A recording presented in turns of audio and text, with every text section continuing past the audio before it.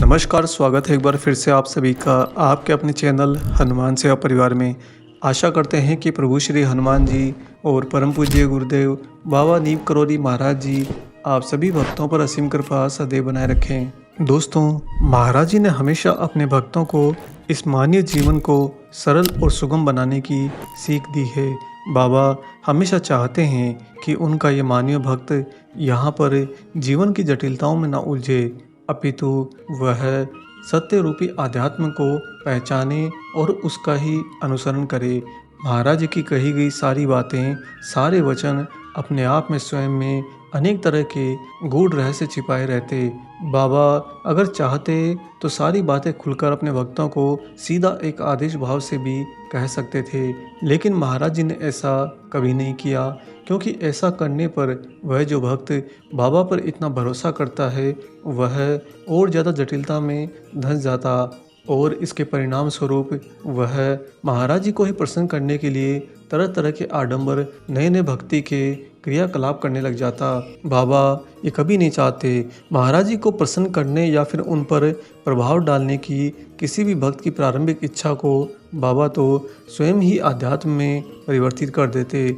दोस्तों, महाराज जी से बातचीत का विषय हमेशा वही हुआ करता जो बाबा स्वयं चाहते, और इस बात का यहाँ पर अभिप्राय कदापि वर्चस्व भाव से नहीं है, अपितु इसका अभिप्राय तो सामने वाले के हृदय में स्थान धारण करने से है। क्योंकि एक भक्त जो होता है वह अपने गुरु, अपने ईश्वर को अपने हृदय के केंद्र में धारण करके रखता है, और ऐसा करने से उसके हृदय के केंद्र में जो इच्छा उत्पन्न होती है वह इच्छा किसी और की नहीं अपितु उसी के गुरु की हो जाती है। और यही कारण था कि महाराज जी के आसपास रहने वाले सारे भक्तों के साथ में बाबा का संवाद, बाबा की बातचीत का विषय वही रहता जो बाबा स्वयं चाहते। आपको यहाँ पर रोचक बात बता दें कि जब भी महाराज जी किसी भी स्थान पर तखत पर विराजमान होते और उनके आसपास में बहुत सारे भक्त बाबा को घेरे हुए रहते, तो आपस में कोई बात ही नहीं होती, केवल महाराज जी से ही उनकी सीधी बात होती। बाबा जी तखत पर वायु गति के साथ में हिलते डुलते, कभी इस भक्त से नज़रें मिलाकर कुछ कहते तो तुरंत ही मुड़कर दूसरे भक्त से उसके हृदय की बात कह देते। इस प्रकार महाराज जी का साथ एक भक्त के जीवन की सबसे रचनात्मक एहसास बन जाती। दोस्तों, कभी कभी तो महाराज जी बहुत ही अप्रासंगिक विषयों पर बातें करने लगते। वे ऐसी बातें भी करते जिनका लक्ष्य कोई दूसरा ही होता, केवल वही समझ पाता जिसे महाराज जी वास्तव में समझाना चाहते थे। ठीक यही बात इस वीडियो के विषय से भी है। बाबा जो चाहते हैं वह बात भक्तों के हृदय तक महाराज जी आज के इस प्रसंग से पहुंचा देंगे, और वह भक्त महाराज जी की बात को हृदय से जरूर ग्रहण करेगा। बाबा जी अपने भक्तों के साथ में हमेशा साधारण से साधारण चीज़ों में भी रुचि दिखाते रहते। हर चीज़ के प्रति महाराज जी बहुत ही ज़्यादा जिज्ञासु प्रवृत्ति दिखाते, और जो महाराज जी के सानिध्य के लिए विदेशी भक्त वहाँ पर आकर रहा करते थे, बाबा उनके साथ में एक दूसरी ही लीला करते। उनसे रोज़ रोज़ एक ही विषय पर महाराज जी वार्तालाप करते। जैसे कि उदाहरण के लिए कल किसी को कहा कि तुम यहाँ पर क्यों आए हो, तो आज दूसरे दिन भी सुबह आते ही दूसरे अन्य भक्त से वही बात महाराज जी दोहराते कि तुम यहाँ पर आज क्यों आए हो। बाबा जी के ऐसा करने से भक्तों के मन स्थिति के अंदर अजीब सा भ्रम पैदा हो जाता। उन्हें लगता कि ये सारी घटना तो शायद हमारे साथ में कल घट चुकी है, परंतु आज क्या ये फिर से घट रही है? क्या यह एक ही घटना है या एक ही घटना बार बार हो रही है? ऐसी असमंजसताओं में विदेशी भक्त फंस जाते। और कई बार तो महाराज जी कुछ ऐसा भी करते कि किसी विदेशी भक्त को एक ही बात दोहराने के लिए दिन में कई बार बुलाते। बार बार एक ही बात कहने से उस भक्त के मन में अजीब सा भ्रम में भ्रम बन जाता। उसे लगता कि ये दिन मेरा एक है या अनेक दिन हैं। दोस्तों, ये सारी गतिविधियां महाराज जी वास्तव में उस भक्त को यहाँ के सारे क्रियाकलापों से बचाने के लिए और आध्यात्म के सही मार्ग पर आगे ले जाने के लिए करते। जैसे एक युवती से महाराज जी रोज एक ही बात पूछते कि भारतीय माताएं कैसी होती हैं, क्या वे अच्छी होती हैं? वह युवती मुस्कुराकर कहती, हाँ महाराज जी, भारतीय माताएं अच्छी होती हैं क्योंकि वे पतिपरायण होती हैं। तभी महाराज जी तेज वायु गति के साथ में तुरंत मुड़कर दूसरे भक्त से एक ही बात बार बार पूछने लगते कि क्या तुम शादी करोगी, क्या तुम शादी करोगी। वह भक्त बाबा की बात सुनकर बार बार एक ही उत्तर दोहराती, महाराज जी मैं विवाह कैसे कर सकती हूँ, मैं तो इस जन्म में किसी काम की ही नहीं हूँ। बाबा तभी मुड़ जाते और तीसरे अन्य भक्त से कहते कि तेरा नाम क्या है। इससे पहले कि वह भक्त कुछ उत्तर देता, महाराज जी तुरंत आंखें बंद करके अपना सिर आसमान की ओर उठाते हुए बड़े ही गंभीर होकर कहते, चैतन्य महाप्रभु।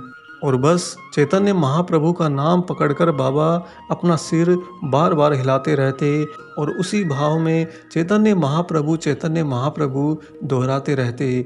दोस्तों, महाराज जी के इस व्यवहार और ऐसे सवालों के पीछे वास्तव में बहुत ही गूढ़ रहस्य छिपे होते। जैसे कि यदि हम पहले सवाल को ही यहाँ पर लें तो महाराज जी विदेशी महिला भक्तों को इस सवाल के माध्यम से, यानी कि बाबा ने जो पूछा था कि भारतीय माताएं कैसी होती हैं, इस सवाल के माध्यम से महाराज जी ये शिक्षा देना चाहते थे कि वे सभी भी भारतीय महिलाओं की तरह ही पति परायण बने।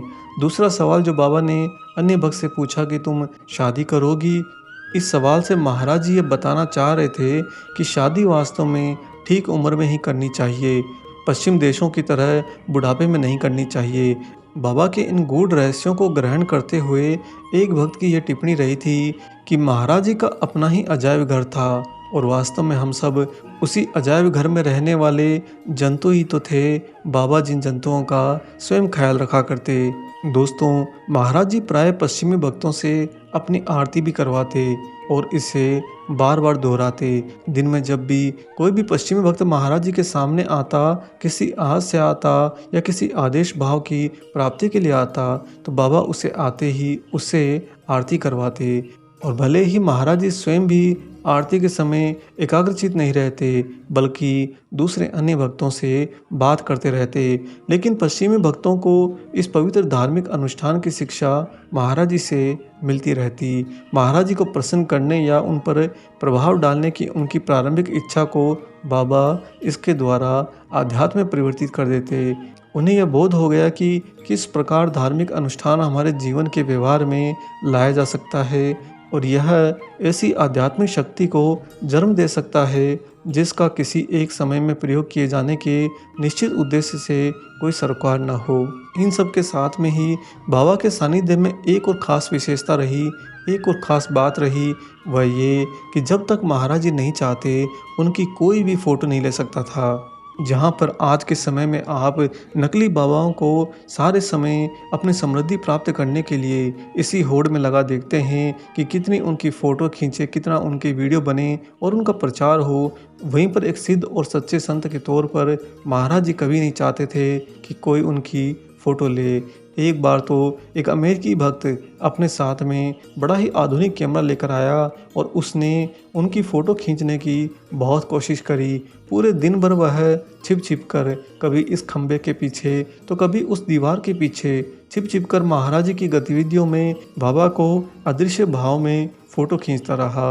उसके ऐसा करने के पीछे अभिप्राय ये भी था कि अगर मैं सामने से फ़ोटो खींचूं तो हो सकता है कि महाराज जी मुझे डांट दे और ऐसा करने से मना कर दें, परंतु अगर मैं उनकी छिपकर फ़ोटो खींच लूँगा तो मेरे पास में महाराज जी के इस स्वरूप का, इस भौतिक स्वरूप का कोई तो चित्रण भाव मेरे साथ में संजोकर हमेशा के लिए रह जाएगा। यह उसका निजी हृदय का भाव था, परंतु बाबा इससे पनपने वाले दूरगामी परिणामों को भलीभांति जानते थे। इसीलिए महाराज जी वह भक्त तो क्या, किसी को भी अपनी फ़ोटो खींचने की इजाज़त नहीं देते थे। और यह भक्त जो महाराज जी की छिप छिप कर इतनी फ़ोटो खींचने की काफ़ी कोशिश करता था, लेकिन वह इसमें सफल ही नहीं हो पाया, क्योंकि यहाँ पर महाराज जी ने ही दूसरी समस्या खड़ी कर दी।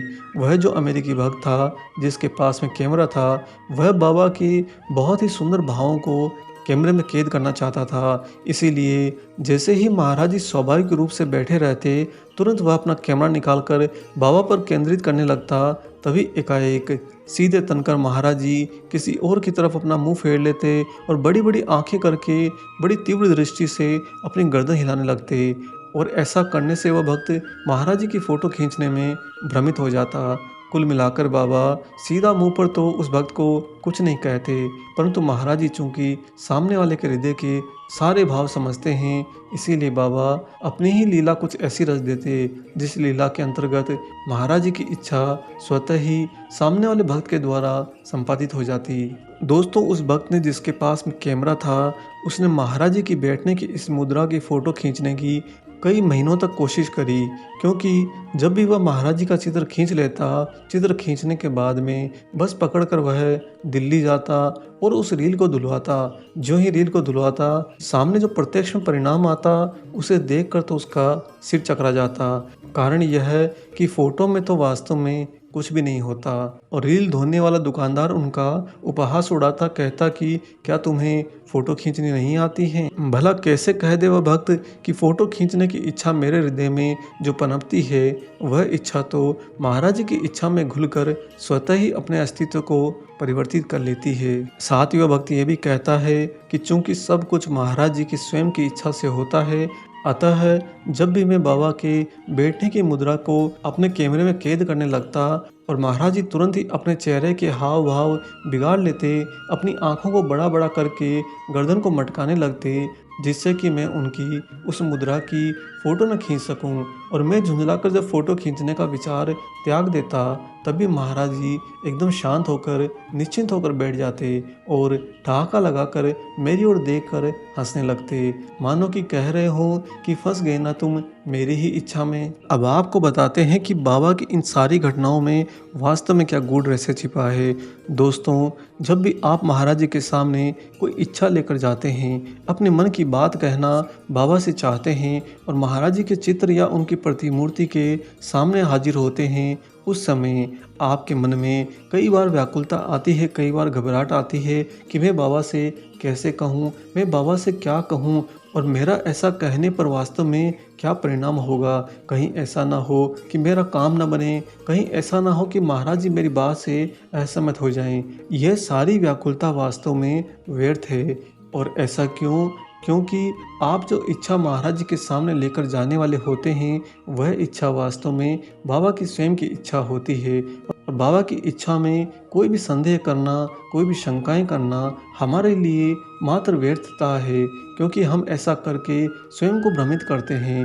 बाबा की इच्छा होने के कारण ही आप महाराज जी के सामने जाकर वह बात कह पाते हैं, अपने मन के भाव को साझा कर पाते हैं। अगर महाराज जी नहीं चाहेंगे तो आप किसी भी हाल में ऐसे आयाम में ही नहीं पहुंचेंगे जहां पर आप महाराज जी के सामने प्रस्तुत होकर अपने मन की बात कहने के इच्छुक बन सकें।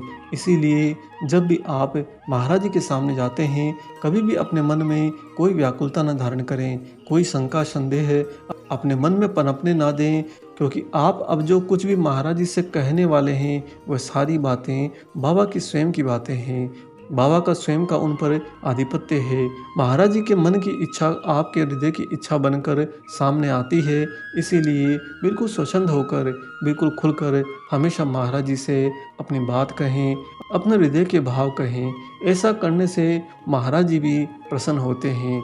बाबा का अति कृपामय वृद्ध हाथ आप सभी के सिर पर सदैव बना रहे। इसी के साथ हम आशा करते हैं कि आज का ये विशेषांक आपको जरूर पसंद आया हो। वीडियो अगर अच्छा लगा है तो जाते जाते इसे लाइक करना ना भूलें। साथ ही वीडियो को ज़्यादा से ज़्यादा लोगों से शेयर भी कर दें और अगर आप चैनल पर नए हैं तो चैनल को ज़रूर सब्सक्राइब करें। मिलेंगे बहुत जल्दी ही एक और ऐसे ही अलौकिक वीडियो के साथ में। तब तक अपना और अपने माता पिता का संपूर्ण ख्याल रखिए और परम प्रभु श्री राम जी का निरंतर गुणगान करते हुए बाबा हनुमान एवं बाबा नीम करोली महाराज जी की निस्वार्थ होकर सेवा करते रहिए। जय सिया राम।